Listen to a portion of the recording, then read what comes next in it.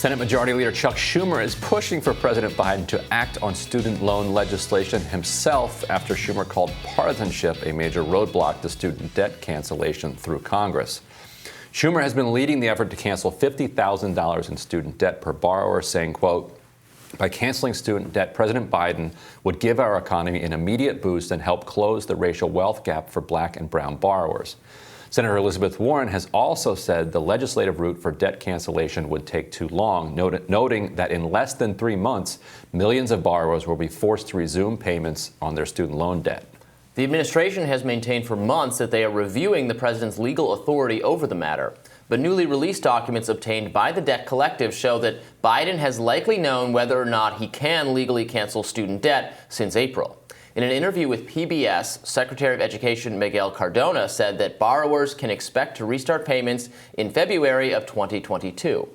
The nation's first debtors union noted on Twitter that only Democrats would be foolish enough to resume student loan payments the same year as midterms. Friend of the show, former National Press Secretary for the Sanders campaign and co-host of the Bad Faith podcast, Briahna Joy Gray is here to weigh in. Briahna, nice to see you. It's nice to see you as always. So do you agree with this tweet that it would be suicidally foolish to resume student loan payments in an election year? Well, unlike some, my retweets are endorsements. So yes, I wholeheartedly agree. Look, what has the last week of conversation or so been about ever since the governor's race was lost by Democrats in Virginia? It has been about the fact that progressives have been blamed for holding up the infrastructure bill that would have given Joe Biden and Terry McAuliffe something to run on, something that they could show was delivered to Democrats and remind Virginia Democrats why they are in fact Democrats. Now, that was all a lot of malarkey. Of course, it wasn't progressives that were obstructing that particular bill, as we've been talking about for months and months and months now. It was the conservative corporate Democrats in the Democratic Party. However, the fundamental truth holds that, of course, it would be a boon and a really disastrous looking midterm season for the Democrats to be able to actually point to something that they have substantively delivered. And student debt cancellation is one of those things that skirts around the issue of recalcitrant conservative Democrats in Congress and says Joe Biden could do this by executive order. And he has been dragging his feet on this despite the fact that even during the context of his campaign, he promised $10,000 of student debt cancellation. This is not even the $50,000 or the full debt cancellation that Bernie Sanders was talking about. He ran on this as a campaign promise, and he is now seemingly playing the fool by pretending that he doesn't know that he has the authority to do so, even though now this recently revealed document shows what we have always suspected, that of course he knew that this exact same authority that's being used to postpone student debt, that's been used to postpone student debt since 2020, is the authority he could use to cancel it. My counter argument to that would be, though, that so Democrats are not struggling with, as we've seen, right, highly educated Americans, people, graduates, the kinds of people whose debt you'd be forgiving are becoming the most reliable cog in the Democratic Party's machine. What the Virginia election results and other election results are showing is struggling with working class people, with parents, with older Americans, recent college graduates with debt they're all voting for Democrats. So is it really a policy targeted to build the coalition? Well, if we take Virginia as an example, Terry McAuliffe struggled with younger voters. Younger voters certainly are voters that have a lot of student loan debt. He struggled with African American voters. African Americans, with black women in particular, have more student loan debt than any other group of people. In fact, 43 million Americans have student loan debt. So the idea that that's not touching a huge swath of your voting base is a little, I think, short-sighted to me. Also, there's been a lot of conversation about these suburban women who are fleeing the Democratic Party. Last I checked, a lot of women of childbearing age have a lot of student loan debt and are also very concerned about what the financial future of their children is going to be. Look, the cost of college has quadrupled since the boomers went to college. It's up 33% just since the year 2000. This is a crisis that has been fueled by dramatic cuts to public education that happened mid last century in the 70s or so. And when we look at the the funding priorities in the Build Back Better bills, you're seeing that once again, education is taking a back burner. You have Joe Biden promising to increase funding to HBCUs by something like $44 billion. Now that's $2 billion. You saw, obviously, free public college being sliced down first at the chopping block. You see $100 billion cut for school modernization. If we're talking about parents that are concerned about their children being able to compete in an increasingly Hunger Games style world, then investments in education are exactly the kind of thing that are going to drive turnout.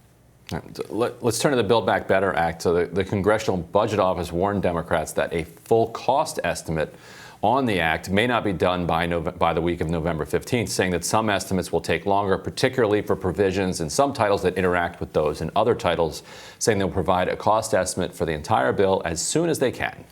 Ilhan Omar responded to the news saying, quote, "Translation, Build Back Better Act is not going to happen next week, and everyone should have seen that coming when we decoupled the bills."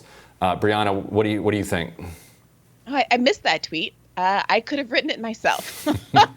I mean, I've been saying this on Bad Faith podcast since the spring, that the game was over once the bills were decoupled. There is no reason why you would take everything that corporate interests, corporate Democrats, and corporate Republicans would like, decouple it from all of these substantive social programs that average Americans would like, except to prevent any progressive with narrow majorities in the House, prevent any of the progressives from holding up the totality of the bill, including all of the corporate giveaways, which 100% are in this bill, on the condition of having the good stuff in there too. That is the only rationale for doing something like that, to completely slaughter the left's ability to have leverage. And the second that happened, it was the second that the leverage went away. And we, of course, they're going to be able to find enough Republicans to vote for the bipartisan bill when you put all of the fat, all of the corporate giveaways into the bipartisan bill. That is the entire game. And Ilhan is right. This suddenly, oh my gosh, the CBO score is going to be not ready. We're going to have to push it another 2 weeks, another 2 weeks, and another 2 weeks. What we're going to see is we're going to be well into probably 2022 with nothing on the horizon in terms of the substantive benefits for Americans that are in the Build Back Better bill that poll so well, and were really the last chance for Democrats to prove themselves as not just a party of empty promises to an electorate that is, I want to remind everybody, still very deeply struggling from the consequences of this global pandemic. And the agreement that Pelosi and the CPC struck with these moderates said that even if the CBO score isn't back by next week, that they're still going to vote on it. And I actually think they will, but for the reason that it's ceremonial in a lot of ways. It still has to go to the Senate. So it's sort of just like, okay, fine, let Joe Manchin go kill it. So now it heads over to Manchin, and progressives have no leverage against Manchin, haven't given it up, and they also now are confronting these new, inflation numbers that just came out this morning that Manchin is going to seize on to take a much bigger chunk out of it. So, do you, as you scan the horizon at this point, do you think that there will be any type of Build Back Better Act passed, or do you think there will be a shrunken version of it, or do you think it'll be something like what we have now? Well, we already have a shrunken version of it, right? We had a $6 trillion bill that became $3 trillion. As Democrats have proven, it can always get worse. Oh, Ryan. At the top of the morning, you're going to lay that on me. Of course, that's true. It can always get worse. And as it gets worse, we're going to keep seeing Democrats, including progressives, try to run cover for it. I've been pretty frustrated with some of the interviews that I've seen from folks like Ro Khanna and Pramila Jayapal trying to put a lipstick on this pig. And I think the lack of sincerity, the disingenuousness of it comes across. And I am really concerned about how that makes Democrats look, not just for the midterms, but for the entire future of the party. Yeah, it's a it ain't pretty. Funny to watch. Briahna, thank you so much for joining us. We really appreciate it. Thank you. And we'll be back with more Rising right after this.